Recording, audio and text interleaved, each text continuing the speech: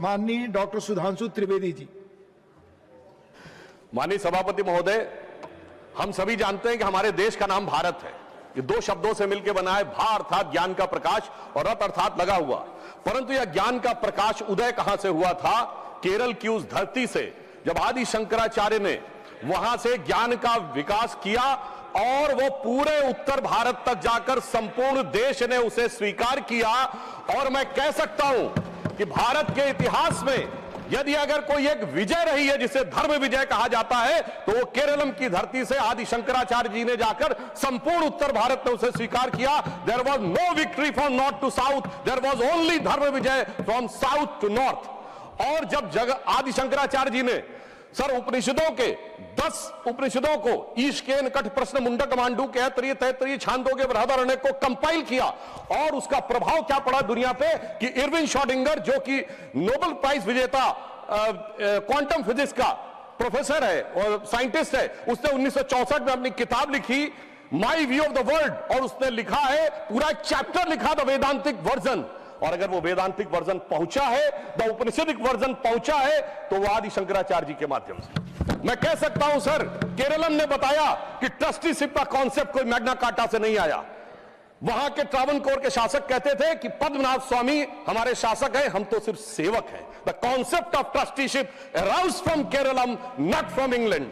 दूसरी बात मैं बताना चाहता हूं महोदय, केरलम के अंदर वो ज्ञान का प्रतीक था जिसका उल्लेख अभी आदरणीय तरुण चुग जी ने किया, डिफरेंशियल कैलकुलस और इंटीग्रल कैलकुलस, जिसका क्रेडिट न्यूटन को दिया जाता है। मैनचेस्टर यूनिवर्सिटी ने 2007 में माना कि 250 साल पहले केरल स्कूल ऑफ मैथमेटिक्स में वो पूरी चीजें स्थापित थी, माधव की सारणी स्थापित थी।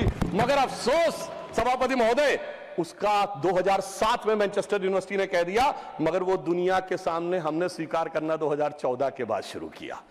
फिर मैं यह भी बताना चाहता हूं केरलम ने क्या दुनिया को दिया। Sir, history of Keralam by Padmanabha Menon ने अपनी किताब में लिखा है, जब जेमरिन राजाओं और पुर्तगालियों के बीच में संधि समाप्त हो गई और यह तय हुआ युद्ध कैसे होगा, तो जेमरिन राजाओं ने कहा हम युद्ध की शर्तें बताते हैं, युद्ध बाहर होगा, हम जब तक नगाड़ा बजाएंगे आपके कहने के बाद ही अटैक करेंगे, कोई महिलाओं के साथ अत्याचार नहीं करेगा, कोई लूटपाट नहीं करेगा। तो सर जानते हैं पुर्तगीज ने क्या कहा? They are talking about the war और talking about the sports tournament. Sir, ये वियना कन्वेंशन से नहीं आया, कॉम्बेटेंट और नॉन कॉम्बेटेंट, वो अगर आया तो केरलम की धरती से आया। तो मैं कह सकता हूं सर, अगर वास्तविकता में, और आज भी हमारे यहां इसको परशुराम क्षेत्र कहा जाता है, ये माना जाता भगवान परशुराम ने अपना फरसा फेंका था और वहां से वो भूमि निकली। जब कभी भी जियोलॉजिकल डाटा आएगा और उस दिन ये बात प्रकाश में आएगी कि केरलम किस दिन समुद्र से बाहर निकला था, उस दिन समझ में आएगा कितने हजार और कितने लाख साल पुरानी हमारी सभ्यता है। और आज मैं कह सकता हूं पूरे देश को कैसे जोड़ते हैं। प्रधानमंत्री मोदी जी ने केदारनाथ में आदि शंकराचार्य जी की समाधि बनवाई है, यानी वो केरलम की धरती से है और हिमालय में स्थापित है। इस प्रकार से यह देश जुड़ता है जिसका संदेश केरलम ने हमको दिया है। और मैं यह भी बताना चाहता हूं सर, माधव सारणी में जिस प्रकार की मैथमेटिक्स का वर्णन है, वो मैथमेटिक्स यूरोप ने शताब्दियों के बाद प्राप्त की। फिर मैं यह भी बताना चाहता हूं सर, जब हम आजाद हुए तो ट्रावनकोर स्टेट सबसे ज्यादा लिटरेट थी, 47% रेट ऑफ लिटरेसी थी। तो सर, शिक्षा का अधिकार अगर सबसे पहले मिला, सर्वाधिक शिक्षित था तो केरलम था। कोई चाचा जी ने सबको शिक्षा दी ऐसा नहीं था। यह भी मैं बताना चाहता हूं सर, मगर केरलम के साथ सर कुछ दुखद अध्याय भी जुड़े हुए हैं, जो मैं बताना चाहता हूं। कभी कभी ऐसी भी परिस्थितियां आती थी कि जहां पर बड़ी चुनौतियां आई हैं। भारत के इतिहास में संभवतः लोगों को नहीं ध्यान होगा, 16 मार्च 2006 को केरलम की असेंबली में एक प्रस्ताव पारित होता है कि 1998 के कोयंबटूर ब्लास्ट के मुख्य आरोपी अब्दुल नसीर मदनी, जो कि तमिलनाडु की जेल में है, उसको छोड़ दिया जाए। सर, 140 के 140 विधायक, ऑल कम्युनिस्ट, ऑल कांग्रेस, सबने मिलकर समर्थन किया। मुझे लगता है कि कॉन्स्टिट्यूशनल मशीनरी का टेररिज्म के आरोपी के पक्ष में यह प्रयोग करने का बहुत दुखद उदाहरण था। और फिर मैं कोट कर रहा हूं सर, अभी इन्होंने बहुत कुछ बोला। वीएस अच्युतानंदन जी ने, जो केरल के सीएम रहे, 2010 में कहा था कि डेमोग्राफिक चेंज इतना खतरनाक है कि केरल में बिकम ए मुस्लिम स्टेट। और सर, इस समय मुस्लिम लीग के 4 मिनिस्टर हैं केरलम में, और ये वही मुस्लिम लीग है सर।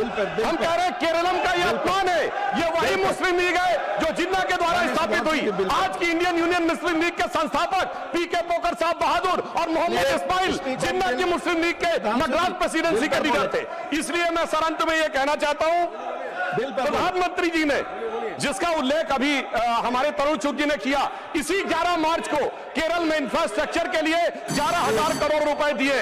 और अंत में मैं कहना चाहूंगा सर, केरल स्टोरी बहुत शानदार है। केरल की legacy, Keralam legacy is very great. Kerala story में कुछ डार्क चैप्टर है, but they do not want to hear about the real part of the Keralam story. तो सर मैं इसलिए कहना चाहता हूं कि सर मैं अंत में इसलिए कहना चाहता हूं कि केरलम के इस महान विचार के अनुरूप प्रधानमंत्री जी ने जो इसका नाम रखा है, यह स्वतंत्रता में स्व के भाव की अभिव्यक्ति है। अतः मैं एक पंक्ति कहकर अपना बात समाप्त करता हूं। सर, केरलम के युवकों जागो, पुनः नया युग आया है। भारत मां की शक्ति लगी है, मोदी ने बीड़ा उठाया है।